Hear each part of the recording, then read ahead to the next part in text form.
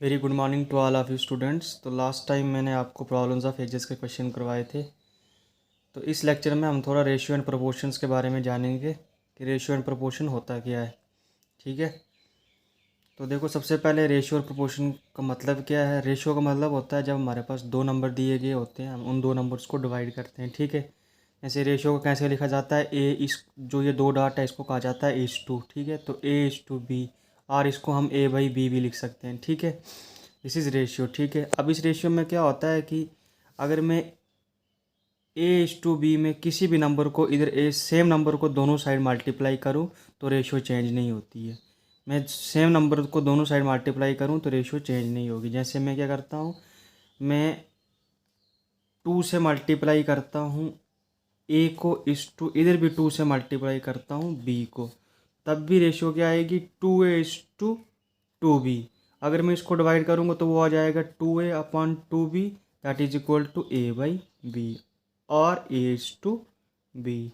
यही मैंने लिखा है कि अगर मैं सेम नंबर से दोनों साइड मल्टीप्लाई करता हूँ रेशियो में, इन केस ऑफ मल्टीप्लिकेशन, तो जो रेशियो होती है वो सेम रहती है। ठीक है, तो देखो यहाँ पे क्या लिखा मैंने, A is to B, A is to B is your ratio, this is the symbol of proportion. ठीक है, A is to B proportion C is to D.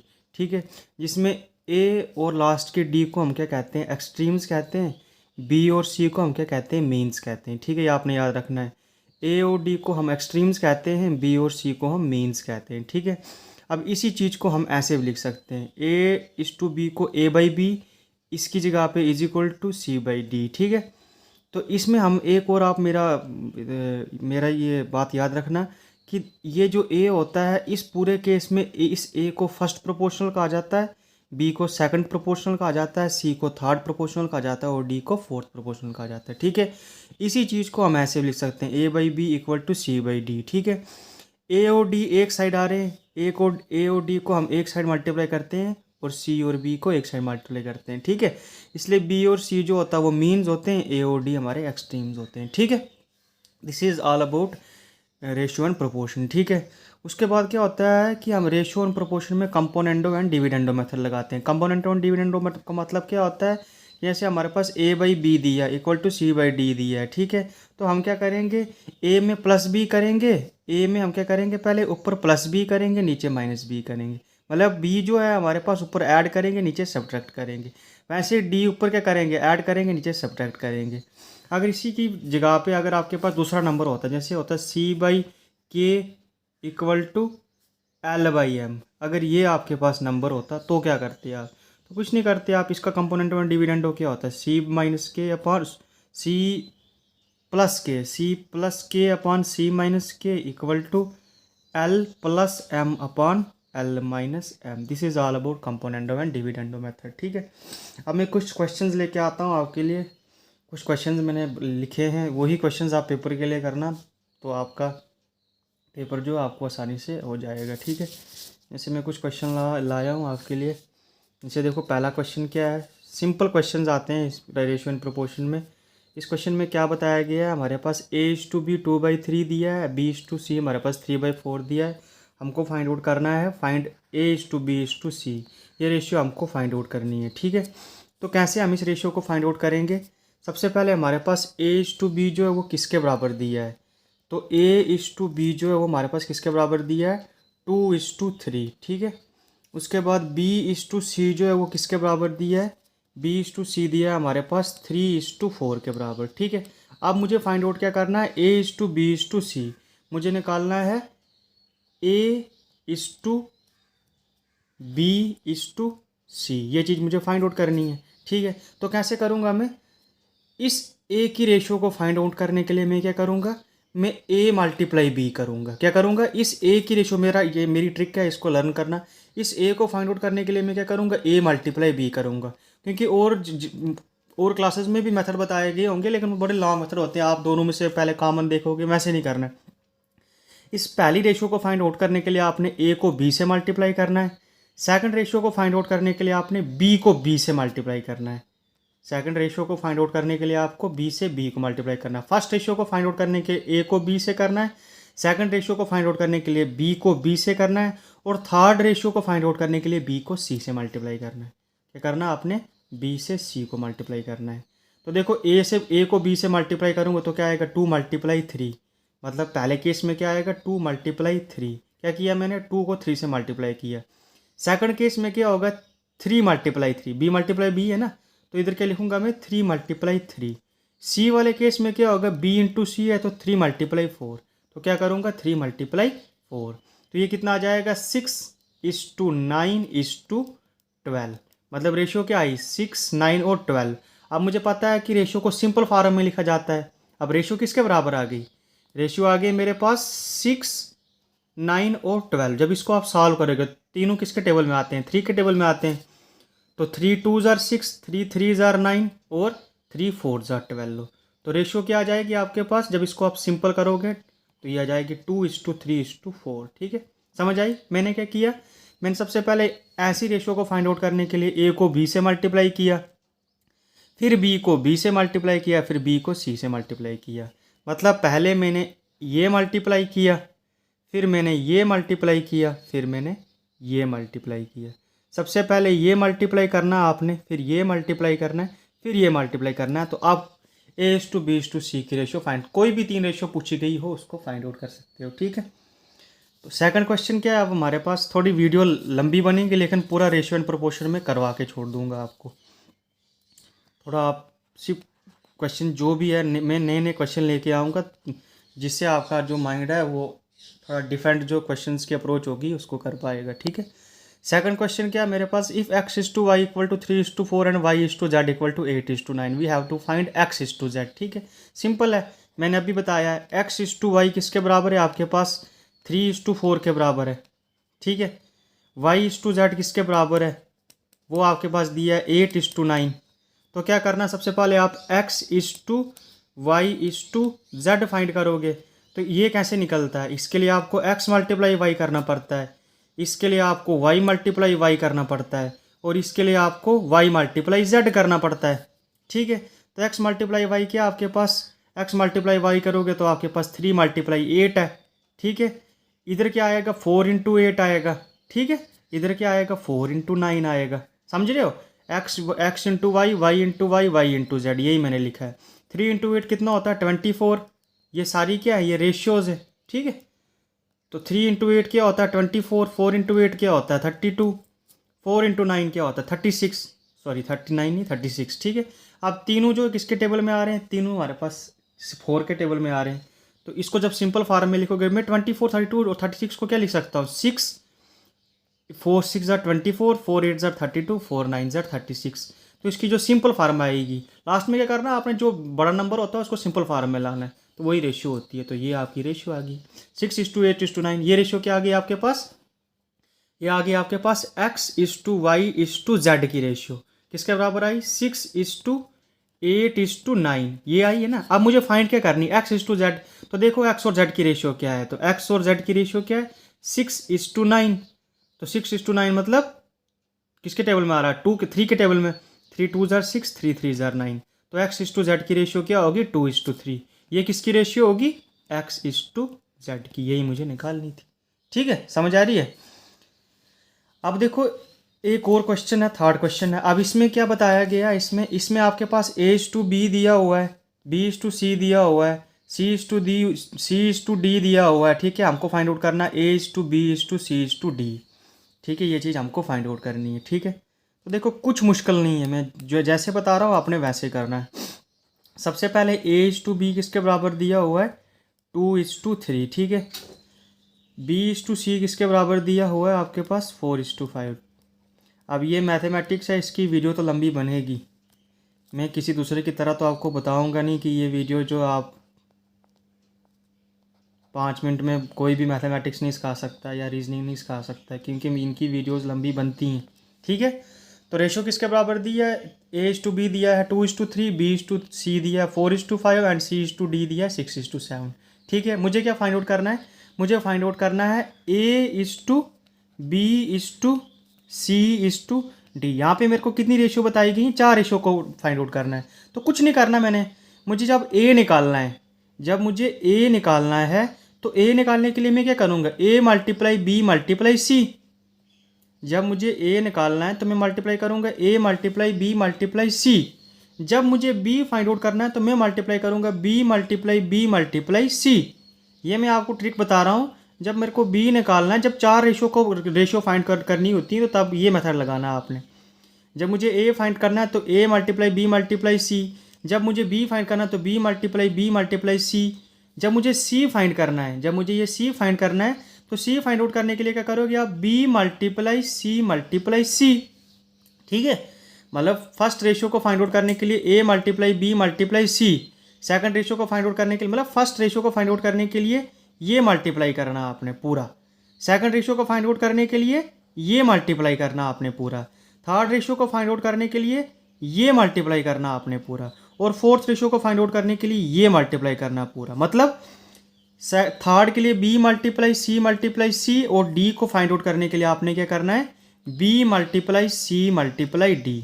ठीक है, ये पहली बार में आपको थोड़ा अजीब लग रहा होगा, लेकिन ये ऐसे ही करना है। ठीक है, क्योंकि दूसरे में करोगे तो फिर कॉमन निकालना पड़ेगा। ठीक है, तो देखो आप पहला ए इंटू बी मल्टीप्लाई सी है, तो पहला नंबर क्या बनेगा, पहले आपको मल्टीप्लाई करना पड़ेगा 2 मल्टीप्लाई 4 मल्टीप्लाई 6, है ना।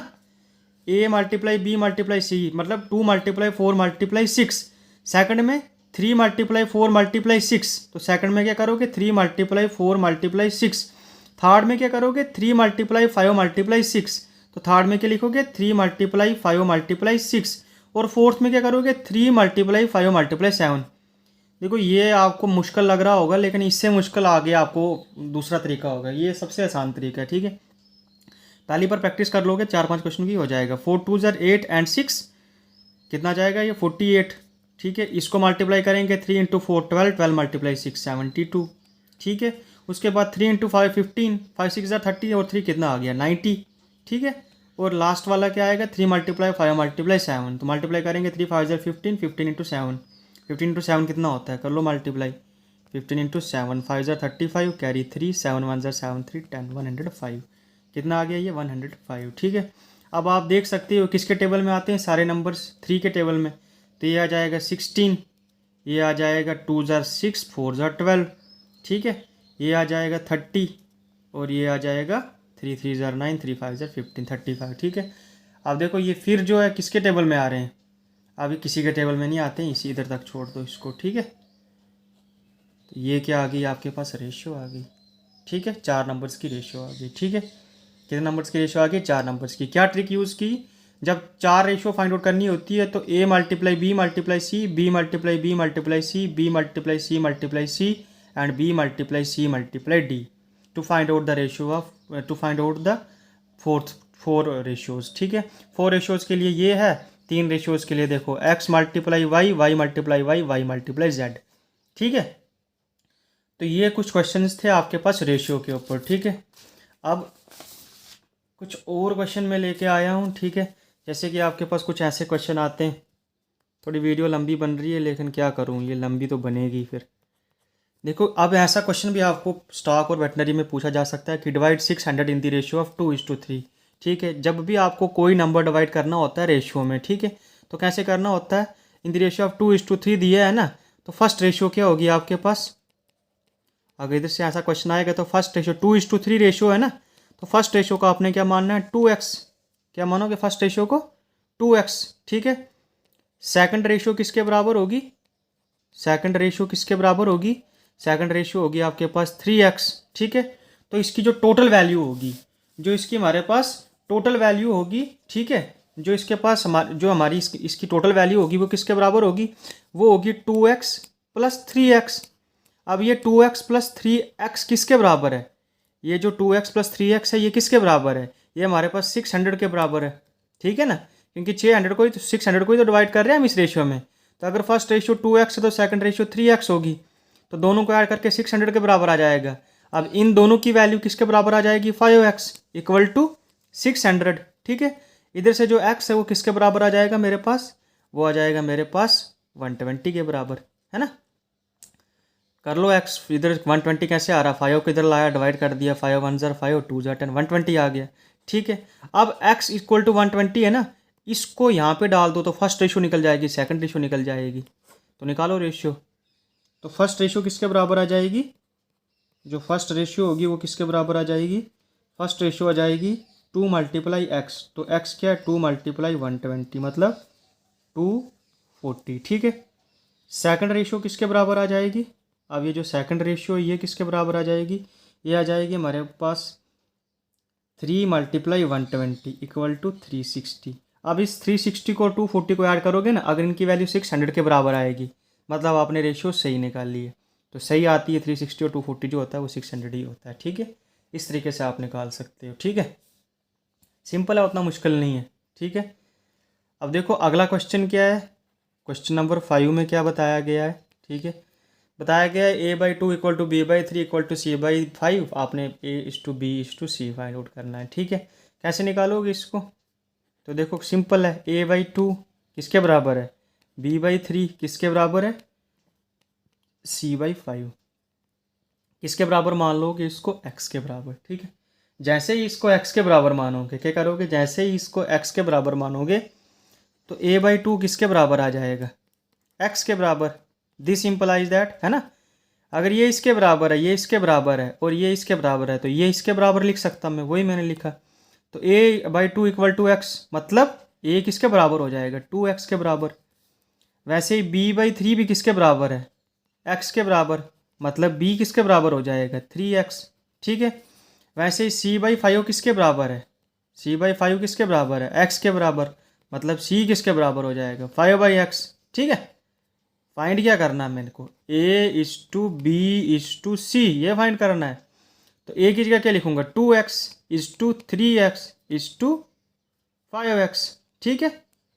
तो x कैंसिल हो जाएगा तो क्या आएगा, 2:3:5। तो ये रेशियो निकल गई, ठीक है। सिंपल था ना। क्या किया मैंने, तीनों रेशियोज को किसके बराबर माना, a/2 को, b/3 को, c/5 को किसके बराबर माना, x के बराबर माना। जब तीनों को x के बराबर माना तो a/2 भी x के बराबर होगा, b/3 भी x के बराबर होगा, c/5 भी x के बराबर होगा। तो a/2 इक्वल टू x मतलब a इक्वल टू 2 उधर जाएगा तो 2x, वैसे b equal to 3x, c equal to 5x। फिर a/b/c की जगह a की वैल्यू डाल दी 2x, b की 3x, c की 5x, कॉमन निकाल के 2:3:5 आ गया, ठीक है। अब इससे आसान तरीका तो इसको निकालने का कोई हो नहीं सकता, ठीक है। अब एक और क्वेश्चन है, ठीक है। क्वेश्चंस बहुत है मेरे पास लेकिन थोड़ी वीडियो फिर लंबी बनेगी, लेकिन वो आप ही को बेनिफिट होगा उसका। मुझे नहीं लगता इससे मुश्किल पूछेंगे, रेशियो एंड प्रोपोर्शन में उतना मुश्किल पूछते भी नहीं है, लेकिन अगर पूछ भी लें तो इससे ऊपर नहीं पूछते, ठीक है। अब देखो इधर भी क्या दिया है, मुझे a/b/c दिया, लेकिन यहाँ पे अलग तरीके से करेंगे इसको। कैसे करेंगे, ऐसे देखो 3a किसके बराबर दिया है, 4b के बराबर, और 4b किसके बराबर दिया, 5c के बराबर। इसको मान लेंगे हम x के बराबर, तो 3a किसके बराबर आएगा, x, है ना। तो a किसके बराबर आएगा, x/3, है ना, लिख सकते हैं ना, ठीक है। a किसके बराबर आएगा, x/3। वैसे ही 4b किसके बराबर है, x के बराबर, तो b किसके बराबर आ जाएगा, x/4, है ना। वैसे ही c किसके बराबर आएगा, 5c किसके बराबर है, x के बराबर, तो c किसके बराबर आ जाएगा, x/5, ठीक है। a भी आ गया, b भी आ गया, c भी आ गया, लेकिन क्वेश्चन ख़त्म नहीं हुआ अभी। अब इसमें एक तरीका है, वो क्या है वो मैं बताता हूँ आपको, ठीक है। देखो इसमें क्या है हमारे पास, थोड़ा देखना आप, इसमें क्या है, ये तो आ गया मेरे पास, थोड़ा कैमरा हिलता है क्या ही करूँ, एक हाथ से पकड़ के रखा है। a equal to x/3, b equal to x/4, c equal to x/5, है ना। तो देखो इसको क्या लिख सकते हैं हम, a/, ठीक है, a/b/c, ठीक है। तो a की जगह क्या आएगा, x/3, ठीक है, और b की जगह क्या आएगा, x/4, और c की जगह क्या आएगा, x/5, यही आएगा ना, ठीक है। आप देखो करना क्या, आपने कुछ नहीं करना, आपने a के नीचे क्या है, x/3, b के नीचे क्या है, x/4, c के नीचे क्या है, x/5। अब आपने 3, 4 और 5 का एलसीएम निकालना है। अगर आप 3, 4 और 5 का एलसीएम निकालोगे तो वो किसके बराबर आएगा, 60 के बराबर। किसके बराबर आएगा, 3 का, 4 का और 5 का। आपने क्या करना है, आपने इसका एलसीएम निकालना है। तो 3, 4 और 5 का, 3, 4 और 5 का जो एलसीएम होता है वो 60 के बराबर आता है, ठीक है। किसके बराबर आता है, सॉरी ये रूट नहीं बनाना आपने, ये ऐसे है, ठीक है। 3, 4 और 5 का जो एलसीएम है वो किसके बराबर आता है, 60 के बराबर आता है, ठीक है। अब ये 60 के बराबर, तीनों का एलसीएम 60 के बराबर है। अब आपने क्या करना है, इन तीनों को 60 से मल्टीप्लाई करना है। इसको भी 60 से मल्टीप्लाई करना है, इसको भी 60 से मल्टीप्लाई करना है, इसको भी 60 से मल्टीप्लाई करना है। तीनों को किससे मल्टीप्लाई करना है? 60 से मल्टीप्लाई करना है। ऐसे क्वेश्चन में जब आपके पास रेशियो डिवाइड में दी गई होती है, ठीक है, तो आपने क्या करना है, तीनों का एलसीएम निकालना है और उस एलसीएम से मल्टीप्लाई कर देना है। तो 60 को 3 से डिवाइड करूँगा तो क्या आएगा? 20। 60 को 4 से डिवाइड करूँगा तो क्या आएगा? 15। 60 को 5 से डिवाइड करूँगा तो क्या आएगा? 12। ठीक है, तो 20:15:12 क्या होगी? इसकी रेशियो होगी। क्या किया मैंने? कुछ नहीं किया। 3, 4 और 5 का क्या निकाला है? एलसीएम निकाला। उस एलसीएम से ए बी सी तीनों रेशियो को क्या किया है? मल्टीप्लाई किया है। तो मल्टीप्लाई करके जब मल्टीप्लाई करेंगे तो 60/3 20 आएगा, 60/4 15, 60/5 12। ठीक है, एक्स तो आता ही नहीं है, मैंने एक्स बता दिया आपको। ठीक है, इस तरीके से क्वेश्चन आ सकता है आपका। ठीक है, अब और कुछ क्वेश्चंस हैं वो भी मैं आपको बता लेता हूँ, वो थोड़ा सिंपल है। ठीक है, जैसे ये इस तरीके के क्वेश्चन भी आपको पेपर में आ सकता है। ठीक है, जैसे ये क्वेश्चन है आपके पास। ठीक है, ये वाला क्वेश्चन है, if 10% of x is equal if 10% of x is equal to 30% of y then x is to y is equal to. ठीक है, तो सीधा सी बात है, 10% ऑफ x का मतलब क्या है? 10% ऑफ x, 10% ऑफ x बोले तो 10/100। ठीक है, ऑफ का मतलब होता है मल्टीप्लाई। x किसके बराबर दिया है? 30%। 30% बोले तो 30/100। ठीक है, ऑफ बोले तो मल्टीप्लाई y। ठीक है, तो 10/100 को क्या लिख सकता हूँ मैं? 1/10। 1/10x लिख सकता हूँ ना। 30/10 को क्या लिख सकता हूँ? 3/10y। ठीक है, अब यहाँ से देखो क्या होगा, 10 से 10 कैंसिल हो जाएगा, 10 से 10 कैंसिल हो जाएगा ना, सॉरी यहाँ पे y है। ठीक है, तो मुझे क्या फाइंड आउट करना है? x is to Y, x is to Y निकालना है ना। तो ये x ऐसे आ जाएगा अपॉन y। ठीक है, 10 से 10 तो कैंसिल हो गया ना, क्योंकि 10 इधर भी डिवाइड में, इधर भी डिवाइड में, दोनों साइड कैंसिल। अब x इधर है तो 3 × y थे ना, y को इस साइड ले आया तो बन गया x/y। तो इधर क्या रहेगा? 3/1, मतलब x इज टू वाई किसके बराबर है? 3:1। ठीक है, नहीं समझ आई तो देखो इधर मैं करके बताता हूँ कैसे किया मैंने। 1/10 है ना, 1/10x है ना, मल्टीप्लाई क्या कर दिया? इधर 10 कर दिया मल्टीप्लाई, है ना, इक्वल टू इधर क्या लिख लिया मैंने? 3y। ठीक है, तो 10 से 10 क्या हो गया? कैंसिल। इधर क्या बच गया? 1x equal to 3y। अब मैंने क्या किया? 1 को इधर ले आया तो 1 इधर 3 के डिवाइड में आएगा और y इधर x के डिवाइड में आएगा, तो इसी को मैंने लिखा x/y इक्वल टू 3/1। ठीक है, सिंपल तरीके से। तो ये रेशियो फाइंड आउट हो गई। ठीक है, कोई मुश्किल? फिर आपको ऐसे क्वेश्चन पूछ सकता है, क्वेश्चन नंबर 8 जो ऐसे भी क्वेश्चन पूछ सकता है। ठीक है, ऐसे भी क्वेश्चन पूछ सकता है, इफ़ 2:x इक्वल टू। ठीक है, या तो ऐसे पूछेगा फाइंड x, जैसे इधर लिखा है इसने फाइंड x, या तो पूछ सकता है फाइंड सेकंड प्रोपोर्शनल, इसी को वो लिख सकता है फाइंड सेकंड प्रोपोर्शनल। क्या लिख सकता है? Find second proportional. Second proportional है ना, इसको फर्स्ट प्रोपोर्शनल कहते हैं, इसको सेकंड, इसको थर्ड, इसको फोर्थ। ठीक है, ऐसे पूछ सकता है। ठीक है, कुछ नहीं करना है, 2:x है, इसको लिख सकते हो 2/x इक्वल टू 3/4, है ना। तो 2 × 4 कितना होता है? 8 इक्वल टू 3x, है ना, वाई क्रॉस कर दिया। x किसके बराबर आ गया? 8/3। किसके बराबर आ गया? 8/3। ठीक है, तो पहला प्रोपोर्शन क्या था? 2। सेकंड प्रोपोर्शन क्या आ गया? 8/3। इसका प्रोपोर्शन किसके बराबर होगा? 3:4। यही तो फाइंड आउट करना था मुझे, ये x ही तो निकालना था। ठीक है, समझ आ रही है? x निकाल दिया। उसके बाद क्या पूछा इसने? ऐसे भी क्वेश्चन आ सकता है, what is the inverse ratio of 3:2:1। तो इनवर्स रेशियो का मतलब क्या होता है? 3:2:1 है ना इनवर्स रेशियो। इनवर्स होता है उल्टा। 3 का उल्टा क्या होता है? 1/3। 2 का उल्टा क्या होता है? 1/2। और 1 का उल्टा क्या होता है? 1/1, है ना। तो देखो जब भी नीचे नंबर क्या होता है, ऊपर नंबर छोटा होता है, नीचे नंबर, जब भी ऐसी फ्रैक्शन में आपके पास कोई भी वैल्यू आएगी तो आपने एलसीएम फाइंड आउट करना है, हर किसी का एलसीएम निकालना, ताकि नीचे कुछ ना बचे। तो इसका एलसीएम क्या आएगा? 3, 2 और 1 का एलसीएम बताओ जल्दी। एलसीएम क्या आएगा? 3, 2 और 1 का, तो तीनों का एलसीएम क्या होगा? 6। 3, 2 और 1 का एलसीएम क्या होगा? 6।